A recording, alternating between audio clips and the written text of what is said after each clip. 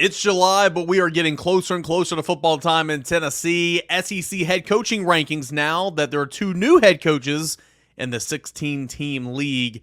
You're not going to like what this one publication where they rank Josh Heupel. That and more. It is a July the 4th edition of Locked On Vols.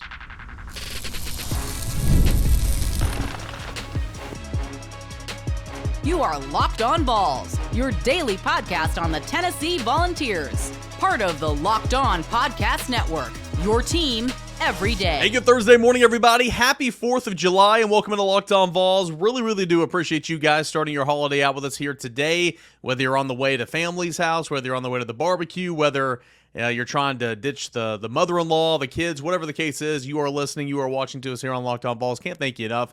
Making Locked On Vols your first listen, your first watch each and every single day. Shout out everydayers. You guys know you get it for free wherever you get your podcast. Spotify, Stitcher, Odyssey, Apple Podcasts, YouTube channel as well. Please subscribe and download wherever you find your podcast. Today's show is presented by our friends over at Game Time. Download the Game Time app, create an account, use the promo code LOCKEDONCollege for $20 off your first purchase. Terms apply. I got a fun show coming up today. We're going to go over head coaching rankings for the new 16-team Southeastern Conference in football, with the additions of Steve Sarkisian, Brent Venables, Texas, Oklahoma. Where does Josh Heupel rank according to CBS Sports? You are not going to like it, and I don't either. That's coming up in a matter of seconds. And then because it's July the 4th, something I do every single year, wrote about over at VolQuest.com, firework moments for University of Tennessee this past year. There were plenty of them. We'll go through some baseball ones of note because, of course, I'm very close to that one. Football ones of note. Might even slide some basketball ones in there of note. Of course, it was all Dalton Knecht, besides a couple of highlight performances from some others on the way to an Elite Eight run for Tennessee basketball. So that's coming up in segments 2 and 3 of your show. So really do appreciate you guys for being here. Do want to make a quick programming announcement. There will be no Locked On Vols on Friday morning. Going to enjoy the holiday tomorrow and not going to stress about trying to find a time to record something for Friday, so I do apologize for that. I'll be back on Monday stronger than ever, but no Locked On Vols on Friday. Want to make that clear. This will be the final episode of the week, but we will be back on Monday stronger than ever. All right, so CBS Sports head coach rankings. Oh, not very good. We're talking about celebrating the fact that Texas and Oklahoma are joining the Southeastern Conference, and Steve Sarkisian's going to be up there just in the college football playoff. He's deserving to be up there. I have no issue with that. But where CBS Sports puts Josh Heupel is flat out embarrassing in my mind. Eighth out of 16, right in the middle. Dude makes $9 million, right in the middle of 16 teams. Josh Heupel is ranked 8th, and I think it's incredibly too low. But specifically, the two coaches ranked ahead of him, goodness gracious, how embarrassing. How embarrassing. It just goes to show you how we live in the now. We live in recency bias. And sure, Tennessee won 11 games the year before. Orange Bowl victory, beat Alabama, beat Florida, had a whole lot of good wins. And I get that, and that's why Josh Heupel kind of soared up the rankings, from last year, and I get all that. But when you look at the body of work, you never had a losing season, went 7-5 top 10 offense, 11-2 number 1 offense. You went 9-4 Citrus Bowl win. There's some consistency there, for Josh Heupel at Tennessee, and in no way, shape, or form should Josh Heupel be ranked right in the middle of the 16 SEC coaches that now comprise this league. It's flat out embarrassing. You look at the top. 1 is Kirby Smart at Georgia. No complaints there. That makes a whole lot of sense. 2 would be LSU's Brian Kelly. Maybe slightly ahead, but, Nick Saban's no longer in these rankings. I would have probably put Steve Sarkisian there simply because of what he did this past year, and I understand recency bias and all that. But Texas finally got over the hump and what they bring back and what they have at the quarterback position. But greater body of work. I'm sure, LSU did coach a Heisman Trophy winner last year. But if you had a defense that could stop a cold, you could have done something, but you didn't. Nonetheless, Brian Kelly might be ranked too high, but I do understand it because we're not trying to live in recency land, as I just pointed out. Brian Kelly 2, Steve Sarkisian's at 3, Kellen DeBoer is at 4. The biggest knock on Kellen DeBoer is he's never coached in this league. But you can only do what's in front of you. You can only coach the games that's in front of you, and his record is incredible as a head coach, specifically over the last 4 years. Intrigued to see what his era in the SEC looks like. Still has a really, really good roster. Still has a really, really good quarterback. They're going to win some games. I didn't get in a spat about this, but me and Rob Lewis were, on other ends of an argument here whenever, and maybe we can get into this later in the summer, but, which game is easier, on the road at Oklahoma or at home against Alabama? And I think both games are going to be challenging, and I understand you get Alabama at home, and I understand there are players who have left for the portal, and I understand that Nick Saban is no longer on that sideline, but that Alabama team and that Alabama roster is still very, very talented. You might be a favorite at that point in time at the home game, and that's fine because you're probably going to be a dog on the road. I recognize that, but there's still talent on Oklahoma's roster. Jackson Arnold's an unproven commodity at quarterback, but I think you might have a better chance of winning that game than at home against Alabama. Call me crazy. I still think Alabama's a pretty good football team for 2024. Now, check with me in 2025, 26, 27. I don't think they're going to be the Alabama of old, but nonetheless, I can understand why Kellen DeBoer is there at number 4, albeit you can only do what you have done, and he's done it at every stop he's been at. Lane Kiffin's at number 5. Okay, after everything he lost, his coordinators, his quarterbacks, and all that, to come back and win as many games as he did in 2023. Okay, I understand that. Lane Kiffin at 5. Number 6 is Mark Stoops. I like Mark Stoops. I think he's a pretty solid coach. I think he's done a heck of a job at Kentucky. Now, Kentucky's not a football school. Let's not kid ourselves there, Mr. Stoops. But I think he's done a heck of a job, and he's got the easiest job in America because he has accelerators in his contract to when every time they win 9 games, he gets a bump in pay. Everybody's waiting on basketball season there.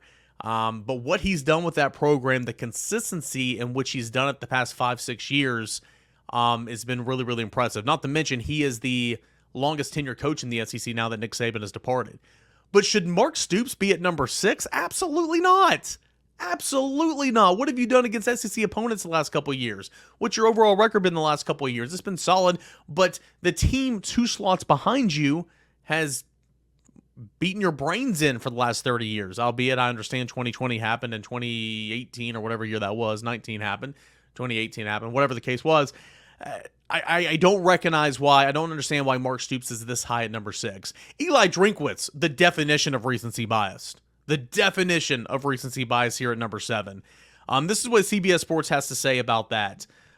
Quotes, after a few mediocre seasons that put Drinkwitz teetering near the hot seat, Missouri changed its outlook in a major way. An 11-win 2023 effort. The cherry on top was a win against the Big Ten powerhouse in Ohio State in the Cotton Bowl. The Tigers could be capable of even more this season. Quarterback Brady Cook and surefire first-round NFL draft pick wide receiver Luther Burden are back as the SEC's top quarterback wide receiver duo. Whether Drinkwitz can consistently win at a high level remains to be seen, but there's college football playoff upside with this team. I agree with that. But shouldn't we take more into the body of work than just what happened in the 2023 season? I think so. For sure, because, sure, Missouri beat the crap out of Tennessee last year, but you know who beat the crap out of Missouri the 2 years prior? Tennessee. Tennessee waxed them. Just bullied him the last couple of years. And Josh Heupel has never had a losing season here at Tennessee. Never has. Eli Drinkwitz cannot say the same. Eli Drinkwitz very, very mediocre to flat out poor at points and times. Now, he's turned it around. And again, I agree with all that. They got, you lost your running back, but arguably the top wide receiver quarterback duo in the SEC. I think that they're like on that tier along with Tennessee of making a playoff push. But should Eli Drinkwitz be ranked ahead of Josh Heupel? Absolutely not. Josh Heupel should be number 6 on this list in front of Mark Stoops and Eli Drinkwitz. It's just ridiculous that Josh Heupel is behind these two guys when he's made a habit of just beating them up the last couple of years. Oh, man, I just don't get this. We live in a world of what have you done for me lately, and that's what it is right there.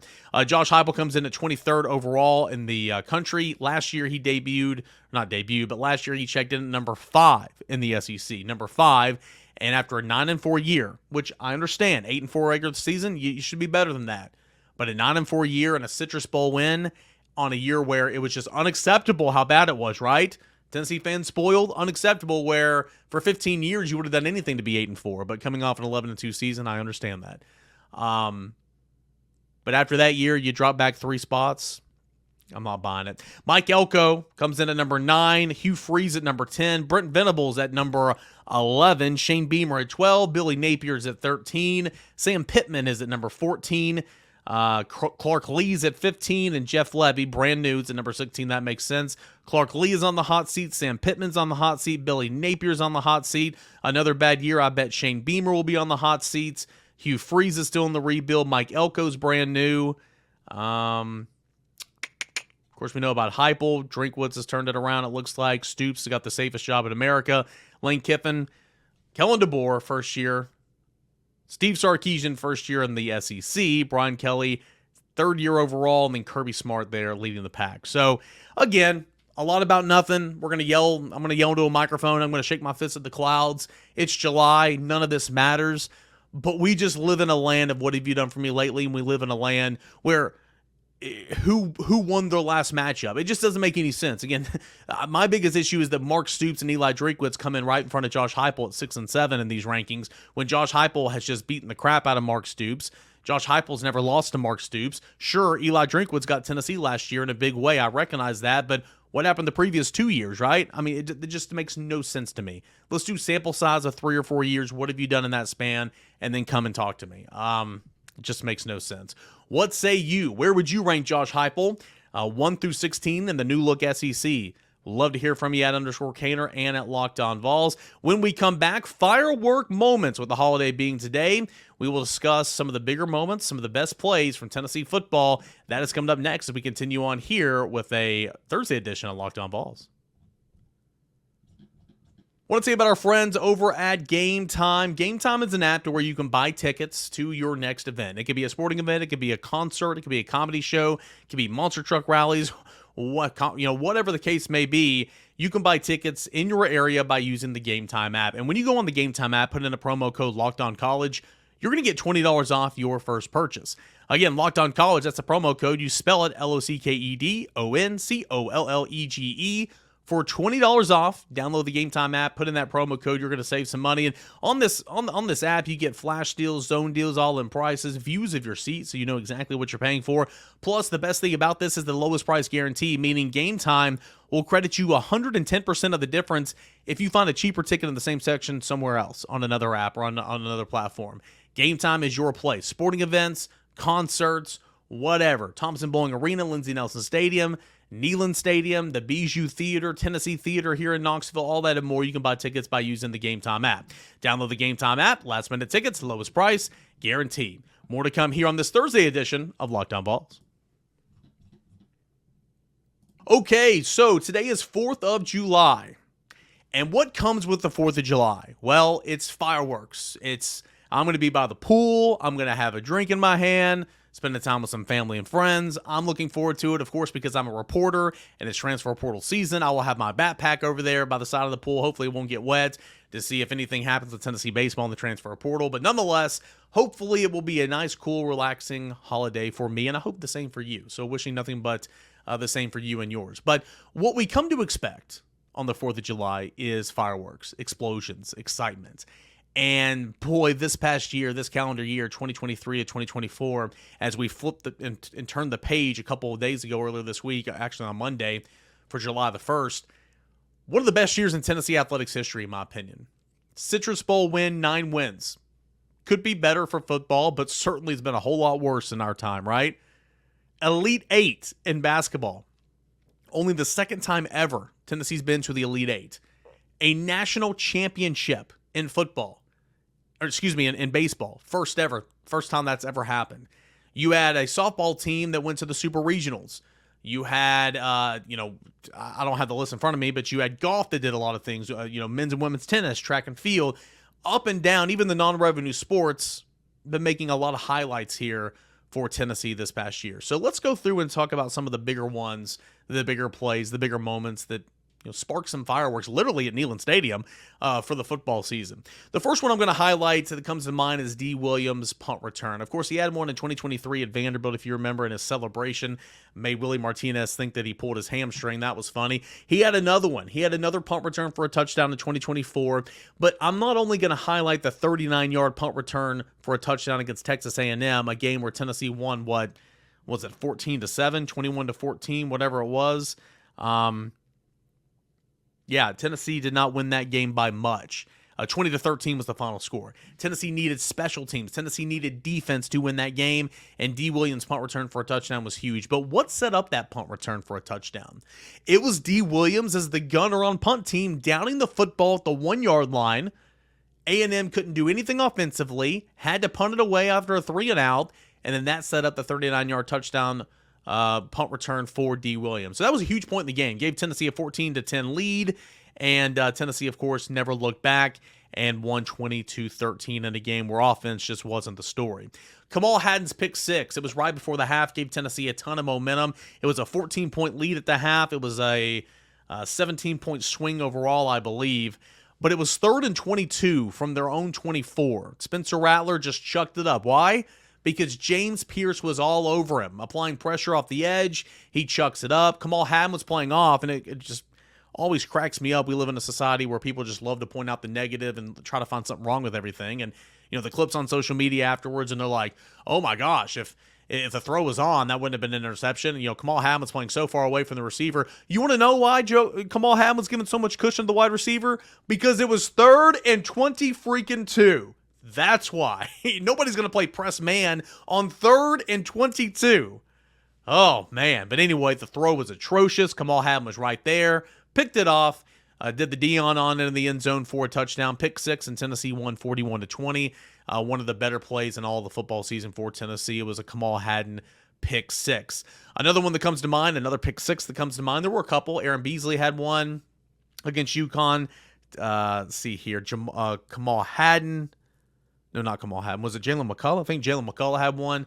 Tyler Barron had a scoop and score touchdown. There were 3 defensive touchdowns, and I believe they were all in a row against UConn, but I'm not talking about that.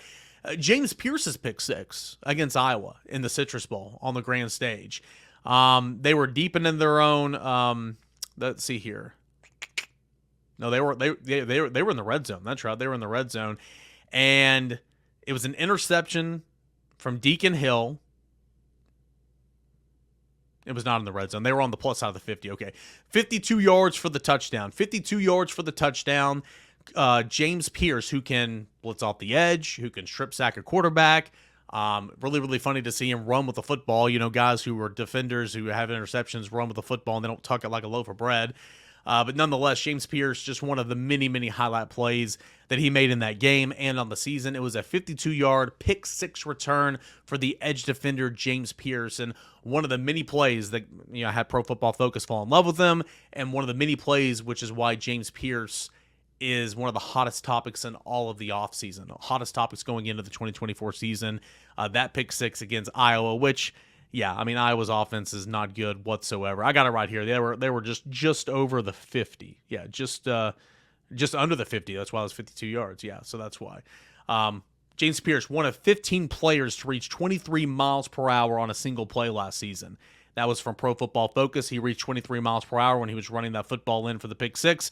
A reminder, 6'5", 245 pounds. Not bad at all. Another play I want to highlight, and Brent Hubbs kind of did this in written form over VolQuest.com today as we put all this. I did one for baseball. Grant Ramey did one for basketball. I thought the throw to Squirrel White on the first series of the game against Alabama was phenomenal from Joe Milton. I thought Joe Milton's throw to Dante Thornton off platform across his body was pretty good at Kentucky. Joe Milton had some really, really nice throws last year. But this one might have been the best in terms of touch. It was right before halftime, okay? Gave Tennessee a 20-7 halftime lead. Momentum all with the Volunteers going to the locker room. Of course, Tennessee just collapsed in the second half. We know about that. But it was on it was 3rd and goal from the 7-yard line, and the throw from Joe Milton to McCallum Castles had great touch. He didn't throw it to McCallum Castles. He threw it to where McCallum Castles should be. Beautiful touch, post corner, and Castles did a nice little toe tap to stay in bounds. Just a dime from Milton. Probably his best throw of the season because, again, it didn't show off arm strength, didn't show off velocity, it showed off touch. And that's something Joe Milton didn't have an awful lot of throughout his time at Tennessee. Again, Tennessee went in 20-7 with the halftime lead, And it's a shame that Tennessee blew that in the second half because all the momentum was with the Big Orange, and that play right there was a big reason why. Jalen Wright, who went in the 4th round of the Miami Dolphins, he had 4 touchdowns on the season. All 4 of those came at 40 yards or more. None more notable than how he ran away from the Georgia defense, the Georgia back 7, for what was it, the 54-yard touchdown it was 75 yards. It was like one of the first plays of the game. 75 yards. Oh, first play from scrimmage. That's it. 75 yards, first play from scrimmage against the Georgia Bulldogs. Tennessee opened up. Neyland Stadium was on fire. If you remember, all 4 of those touchdowns, too, came on the first possession. I think it was second play of the game against UConn. He went like 82 yards. He went like 46 yards on the opening possession against Kentucky. This Georgia one as well, and then I can't remember his 4th one. But anyway, Jalen Wright was incredible, but the 75-yard touchdown run against Georgia was one that was on the highlight reel for him, and certainly one that the NFL brass really, really enjoyed looking at. Those are the ones that we kind of as a staff came together and thought were some of the best ones, and Brent Hubbs led up that. I'll get into my baseball one here in a second, but what are some other really, really good plays from Tennessee football this past year that sparked fireworks? Literally at Neyland Stadium sometimes, but were firework moments for the University of Tennessee. I would love to hear from you at _Caner at Locked On Vols. Fill out the comment section on YouTube as well. All right, our final segment left of this week here on a Thursday. Reminder, no Locked On Vols on a Friday due to the holiday. I'm going to enjoy the time with my family, and we'll be back on Monday, but we'll kind of do this same exercise, but for Tennessee baseball. That is coming up next as we continue on here with the July 4th edition of Locked On Vols.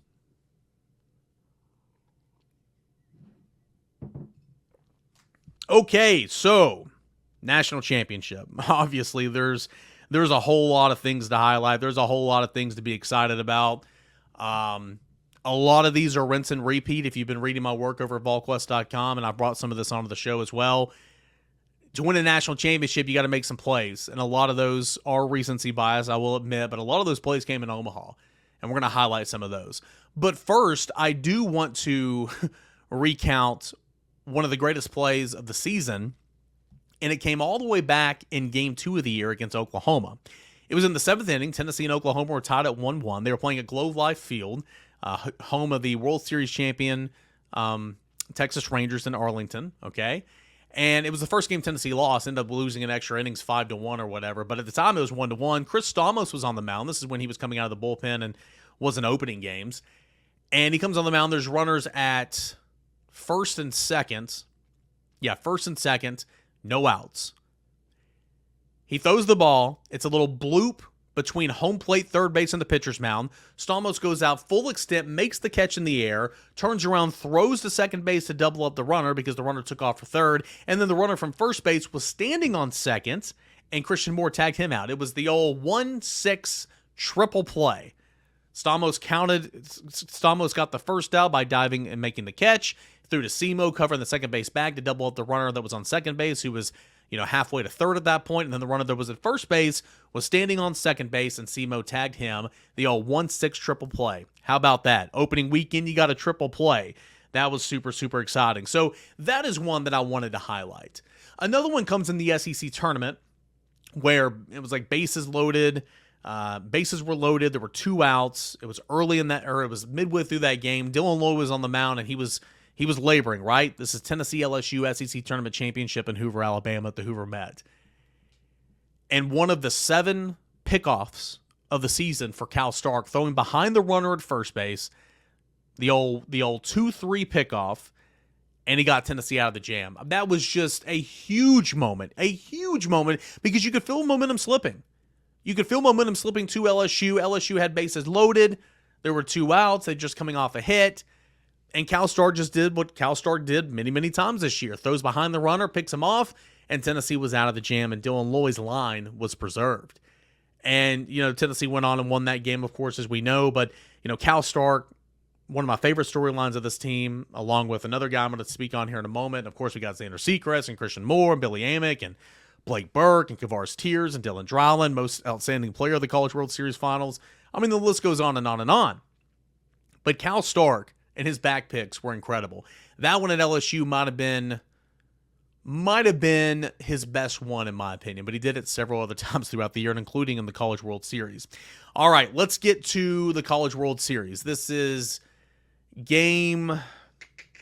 Oh gosh, it all runs together, guys, and I do apologize. I think this was game 1. Yeah, this was game 1 against Texas A&M. There was runners on second and third, and there was one out. Runners on second and third.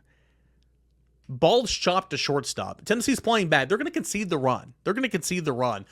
Dean Curley, true freshman shortstop, is playing back. It's not like he's playing up on the dirt or on the grass. The runner from third takes off. And so he just goes with momentum, throws it home to Cal Stark. Cal Stark tags the base runner out right there. And, that's out. And then no outs. Yeah, no outs. So that's one out at the plate. You have runners at third and first at the corners. And then you get the old pitcher's best friend 6-4-3 double play to get out of the inning. So you had runners at second and third, no outs. A play 6-2 at the plate, Dean Curley out at the plate, and then you get the old, I believe it was 6-4-3, maybe it was 4-6-3, but it was a ball hit up the middle, and you go from Curley to Moore to Burke for the double play, and Tennessee got out of that jam. That was a huge point in that ball game. Again, how many times can you have second and third and get out unscathed? A huge moment in that ball game, and as a heads-up play from Dean Curley, who everything is teaching you and telling you to go to first to get the out, can see the run. But the momentum is how he was fielding the baseball, took him straight to home, and they got that out. That was a big play in the College World Series. All right, we got to talk about Ensley now. Ensley's catch. Second inning, game against North Carolina. It's a leadoff drive to deep left center field. Ensley's on his horse. He is coming from a mile away, makes the catch on the warning track, and just smacks the wall. We know the story. We've seen the video. We've seen the eye black on the wall. We know everything that came from that. And Hunter Ensley had to, was the DH the next couple of games as he was nursing a sore hamstring. I mean, he gave his all for Tennessee on that play. And sure, there was nobody on base and it was leadoff and all that, but potentially that could have been a leadoff extra base hit, or that would have been an extra base hit. Potentially, it could have been an inside the park home run.